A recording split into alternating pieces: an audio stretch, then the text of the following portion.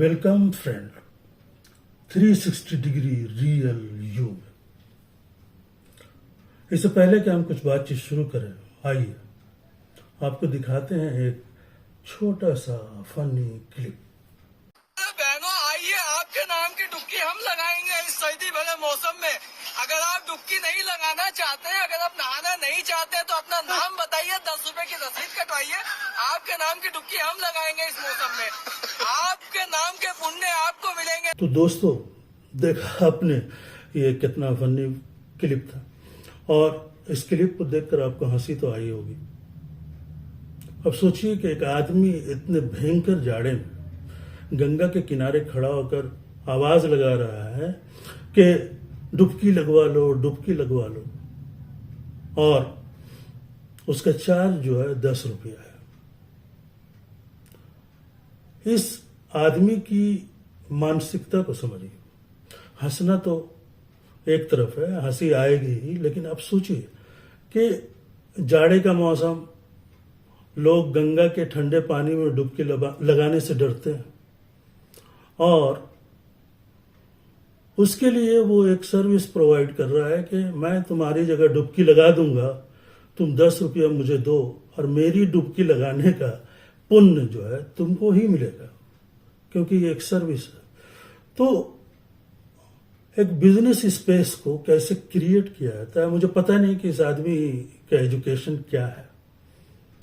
ये एक social media पर मुझे ये वीडियो मिल गई थी। लेकिन अब सोचिए कि कहीं भी अगर आपका दिमाग बहुत शार्प है, आप सोच सकते हैं, समझ सकते हैं, तो आप एक अपॉर्चुनिटी अपने लिए क्रिएट कर सकते हैं। मुझे इस आदमी के फनी एस्पेक्ट से बाहर ये बात नजर आई कि इस आदमी का दिमाग कितना शार्प है, कि किस तरह से सोचता है कि लोग ऐसे भी मिल सकते हैं जो धर्म के नाम पर पुण्य कमाने के लिए खुद ठंडे पानी में न जाएं और मुझे डुबकी लगाने के लिए कह दें। अब एक और एंगल से सोचिए कि हमारे यहाँ बेरोजगारी और बेकारी जो है वो क्यों है। एक स्टडी के अनुसार जो है ये इंडियंस के माइंडसेट जो है, हार्डकोर माइंडसेट को दर्शाता है।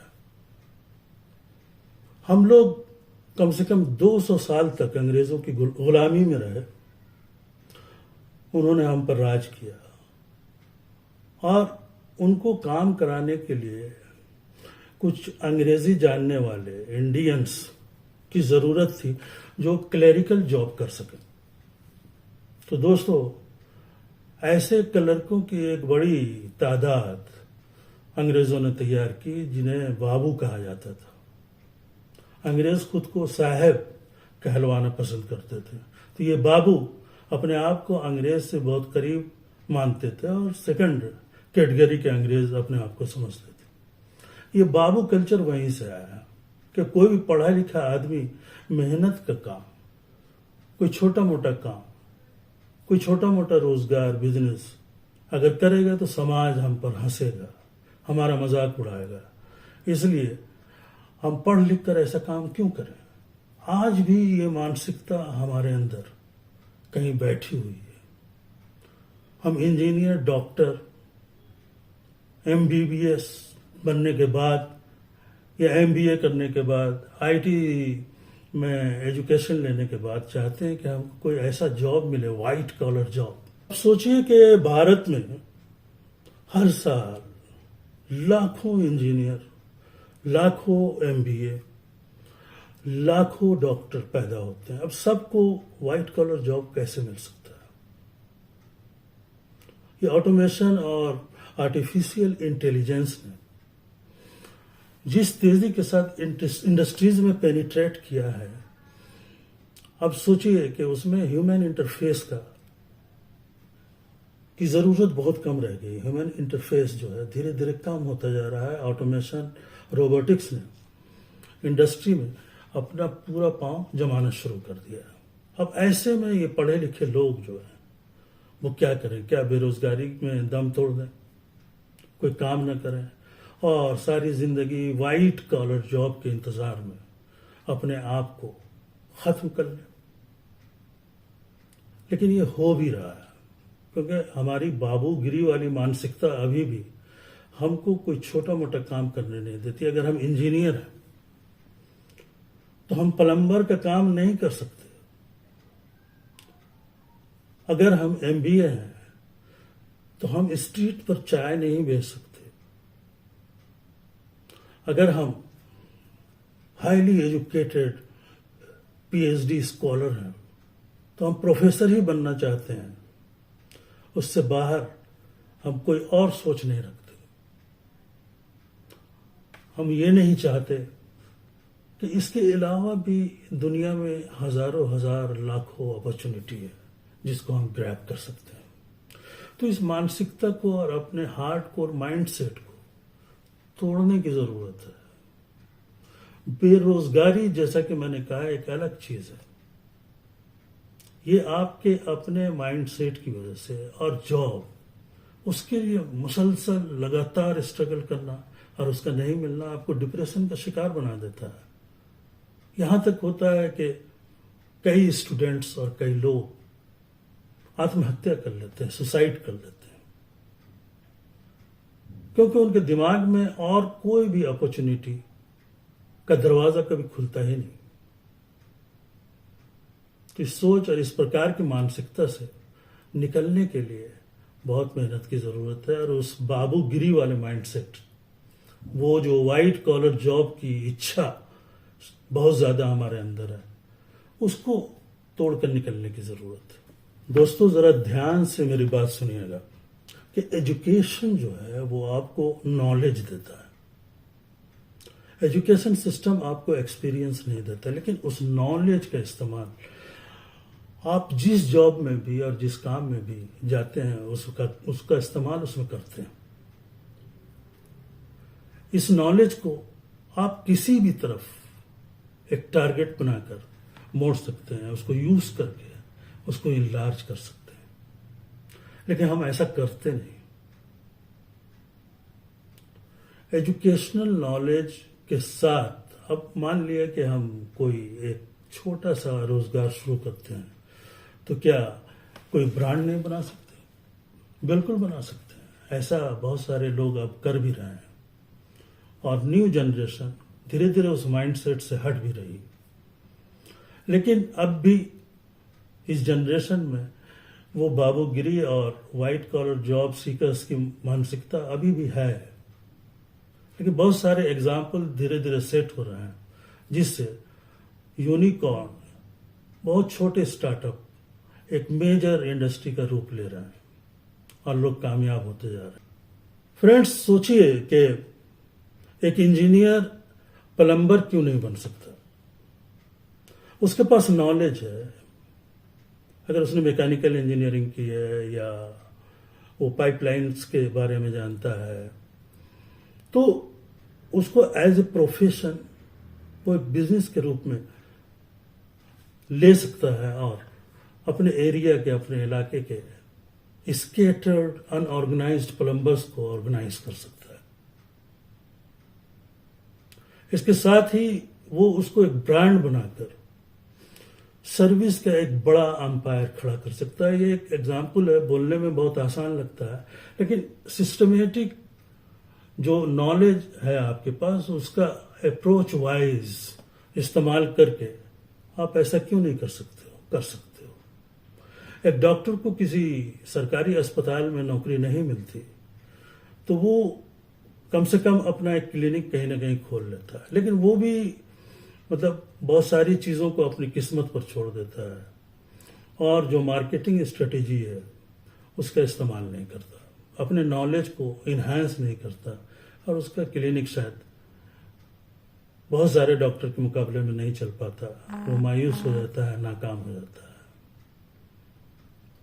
तो अब सोचिए कि जो नॉलेज है आपके पास, अब बिजनेस, आपने एमबीए किया और आपको बिजनेस मॉडल के बारे में, मार्केट रिसर्च के बारे में और बिजनेस से रिलेटेड बहुत सारी दूसरी चीजों के बारे में एक आम आदमी से, कम पढ़े लिखे लोगों से बहुत ज्यादा नॉलेज है। आप इस चीज को स्ट्रीमलाइन करके एक नया बिजनेस मॉडल बना सकते हैं। दोस्तों, आप मध्य प्रदेश के प्रफुल्ला बिल्लौर का एग्जाम्पल लीजिए। वो गुजरात एमबीए करने के लिए गए थे, लेकिन एमबीए बीच में ड्रॉप करके उनके दिमाग में एक आइडिया आया और उन्होंने एक छोटा सा अपना एक सेटअप गुजराती में हाईवे पर चाय बेचने का बनाया। Total initial investment 8,000 rupees. आपको मालूम है कि प्रफुल्ला बिल्लौर जो है आज एक सेंसेशन का नाम है, सोशल मीडिया इन्फ्लुएंसर और एक जीनियस बिजनेसमैन को प्रफुल्ला बिल्लौर कहते हैं। अब सोचो कि इसने एमबीए की अपॉर्चुनिटी को छोड़कर चाय बेचना शुरू किया और एमबीए चाय वाला के टाइटल से एक ब्रांड नेम बना दिया। आज एमबीए चाय वाला का जो एनुअल टर्नओवर है 4 करोड़ रुपीस से ज्यादा है। मतलब 8,000 को आप एनुअल टर्नओवर में 4 करोड़ बना देते हो। अब चाय तो स्ट्रीट पर हर गली में हर जगह बेची जाती है, लेकिन उसकी ब्रांडिंग उसने किस तरह की? उसने उस मानसिकता पर अटैक किया कि एक एमबीए चाय वाला भी हो सकता है। पहले चाय वाला को हम बहुत ही मतलब नीची नजर से देखते थे, लेकिन प्रफुल्ला बिल्लौर को आप क्या इस नजर से देख सकते हैं? हजारों व्हाइट कॉलर जॉब करने वाले प्रोफेशनल्स प्रफुल्ला बिल्लौर के मुकाबले में कुछ नहीं। तो एक आइडिया है, इंडिया में चाय पीने की परंपरा है, हर आदमी रोज 2 से 3 कप चाय पीता है, स्ट्रीट पर गली में कहीं भी खड़े होकर। लेकिन उसकी ब्रांडिंग इस तरह से की जाए कि चाय एक अट्रैक्टिव चीज बन जाए और फिर उससे जुड़ी हुई जितनी भी सामग्री है, जितनी भी चीजें हैं, उसको आप अपने आउटफिट में रखना शुरू कर दें। फिर इसको चूंकि एक ब्रांड बन चुका है तो इसको आप फ्रेंचाइज के जरिए फैलाना शुरू कर दें। तब सोचिए कि आप इस तरह कितना बड़ा अंपायर क्रिएट करने में कामयाब हो जाएंगे। यही काम प्रफुल्ला बिल्लौर ने किया।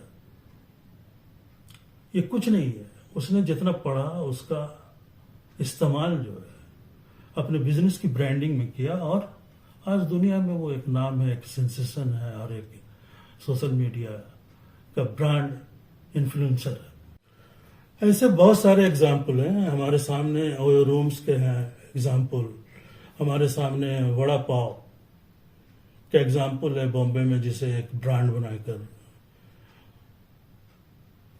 एक चेन ऑफ रेस्टोरेंट जो है क्रिएट किया गया और लगभग वो आपके केएफसी और दूसरे विदेशी ब्रांड के स्टाइल में उसको प्रमोट किया गया। ऐसे इंडिया में कई एग्जाम्पल इमर्ज हो रहे हैं। अब जैसे आप देखिए कि फ्लिपकार्ट, बंसल ब्रदर्स का नाम आपने सुना होगा, जो फ्लिपकार्ट का कॉन्सेप्ट लेकर पहली बार आए। अब इन लोगों ने बहुत ही कम इनिशियल पूंजी में फ्लिपकार्ट पर जो है ऑनलाइन किताब बेचना शुरू किया। ये लोग अमेजोन में 1 साल या 1.5 साल काम कर चुके थे और उस मॉडल को अच्छी तरह समझा और उसका एक इंडियन मॉडल रेप्लिकेट करके हमारे सामने खड़ा किया। पहले तो उन्होंने किताब बेचा, अमेजोन में भी पहले किताब ही बेचने का काम किया जाता था और ऑनलाइन किताबों की सेल जो है 2 साल में इतनी बढ़ी कि इनको अपना स्टाफ रखना पड़ा। बाद में अमेजन के स्टाइल में इन लोगों ने अलग अलग प्रोडक्ट्स को उसमें शामिल करना शुरू किया। और अब सोचिए कि फ्लिपकार्ट इंडिया में अमेजन को टक्कर दे रहा है, एक बहुत बड़ा ब्रांड नेम है। शुरू में इन लोगों ने, अब सोचिए कि ये दोनों जो बंसल ब्रदर हैं वो आईआईटी दिल्ली के प्रोडक्ट, वो चाहते तो उनको बहुत ही अच्छा व्हाइट कॉलर जॉब मिल सकता था, मिला भी अमेजन को, लेकिन उस जॉब को उन लोगों ने लात मार दिया। दोस्तों, जॉब जो है आपके नॉलेज, आपके पोटेंशियलिटी को लॉक कर देता है। आप सिर्फ नौकरी करते हुए अपने आप को खत्म कर लेते हैं। लेकिन जिस नॉलेज को आपने अपने अंदर हासिल किया है इंस्टीट्यूट से, आईआईटी से, एमबीए करके मुख्तलिफ जगह से, वो नॉलेज जब आप अपने कारोबार में लगाते हैं, अपने बिजनेस में लगाते हैं, उसको उसकी ब्रांडिंग करते हैं, तो आप उस नॉलेज से एक एम्पायर क्रिएट कर लेते हैं। आप जॉब सीकर नहीं रहते, आप जॉब गिवर बन जाते हैं। हजारों लाखों लोग फ्लिपकार्ट में काम कर रहे हैं। तो जो ऑनलाइन बिजनेस एक छोटे से रूम से शुरू हुआ, आज उसके हजारों आउटफिट्स और लाखों एम्प्लॉय है। इसी तरह ओयो रूम के बारे में आपने सुना होगा। ऐसे कितने ही स्टार्टअप, सक्सेसफुल स्टार्टअप इंडिया में हुए, और ये इन सब के पीछे एक पढ़ा लिखा माइंड था। और वो माइंड जो जॉब सीकर नहीं था, जो व्हाइट कॉलर जॉब नहीं ढूंढ रहा था, वो एक ऐसा बिजनेस मॉडल लाना चाहता था, एक ऐसी ब्रांडिंग करना चाहता था जिसमें उस बिजनेस के एक्सपेंशन के साथ साथ वो खुद भी एक ब्रांड नेम बन जाए। इंस्पिरेशन के लिए दोस्तों बहुत सारे एग्जाम्पल दिए जा सकते हैं, उनको डिटेल में उस पर डिस्कस भी किया जा सकता है। लेकिन कहने का यह मतलब है कि किसी भी नौजवान को, यूथ को उस मानसिकता से निकलना चाहिए जो आपको व्हाइट कॉलर जॉब के गुलाम बना देती है। आप अपने आसपास देखिए, ऐसी हजारों लाखों अपॉर्चुनिटी मौजूद है। ऐसे इतने ऑर्गेनाइज्ड सेक्टर के दरमियान बहुत सारे अनऑर्गेनाइज सेक्टर मौजूद है जिसको आप जोड़ सकते हैं। अब सोचिए कि ये चेन ऑफ स्टोर्स जो हैं, वॉलमार्ट है या फ्लिपकार्ट है या अमेजन है, इन सब जेंट के उससे अलग होकर आप जब ये देखते हैं कि हमारी गली मोहल्ले शहर में कितने किराना के दुकानदार हैं, वो छोटा छोटा कारोबार करते हैं, सब्जी बेचने वाले हैं, वो सब अपनी अपनी जगह पर बेचते रहे, और आप उन सब को स्ट्रीम करके ऑनलाइन कर दें और उसके लिए सर्विस प्रोवाइड करें। तो सोचिए कि इस ऑर्गेनाइज्ड, स्ट्रीमलाइंड छोटे छोटे दुकानदारों के बिजनेस को आप कहां तक उठा कर ले जाएंगे। मतलब जस्ट फॉर एग्जाम्पल मैं ये बात कर रहा हूं, ऐसे हजारों हजार एग्जाम्पल दिए जा सकते हैं और ऐसी हजारों ब्रांडिंग की जा सकती है। तो ये मत सोचिए कि बेरोजगार हूं, मुझे नौकरी नहीं मिल रही है। आप ये सोचिए कि आप रोजगार के क्रिएटर कैसे बन सकते हैं, आप प्रफुल्ल बिल्लौर कैसे बन सकते हैं, आप बंसल ब्रदर कैसे बन सकते हैं। आप जॉब अपॉर्चुनिटी क्रिएट कीजिए, आप जॉब के पीछे पीछे भागिए मत। इस मानसिकता, इस हार्डकोर माइंडसेट से बाहर निकलो, अपनी पोटेंशियलिटी को बाहर लाओ, अपने आसपास को कीनली ऑब्जर्व करो और देखो कि तुम इस दुनिया में क्या कर सकते हो, इस दुनिया को कैसे बदल सकते हो, तुम खुद एक ब्रांड कैसे बन सकते हो। चाय वाला, वड़ा पाव, डोसा हट, इस तरह के जितने भी अलग अलग आउटफिट्स हैं, बिजनेस क्रिएटर्स हैं, उन लोगों ने जो ऑलरेडी एग्जिस्टिंग बिजनेस है उसका ही स्वरूप को बदला है। जो अनऑर्गेनाइज थे, आप ऐसा क्यों नहीं कर सकते। ये बेरोजगारी का रोना, ये जो है जॉबलेसनेस का रोना धोना, ये बहुत ही छोटी मानसिकता को, कॉलोनियल माइंडसेट को हमारे अंदर जगाए रखता है। ये बहुत ही अच्छी बात है कि आज हमारे यहाँ लोग इसको तोड़कर चाय भी बेचने लगे हैं वड़ा पाव भी बेचने लगे हैं और बिहार की लिट्टी की भी ब्रांडिंग कर रहे हैं। तो फिर देर किस बात की दोस्तों? अपने ओढ़े हुए कंबल से बाहर निकलो। ये दुनिया बहुत बड़ी है, फैली हुई है, और अपनी बाहें फैलाए तुम्हारा इंतजार कर रही है। Success is yours. Thanks for watching. If you like my video, please subscribe and press the bell icon for further notification. Thank you very much. Jai Hind.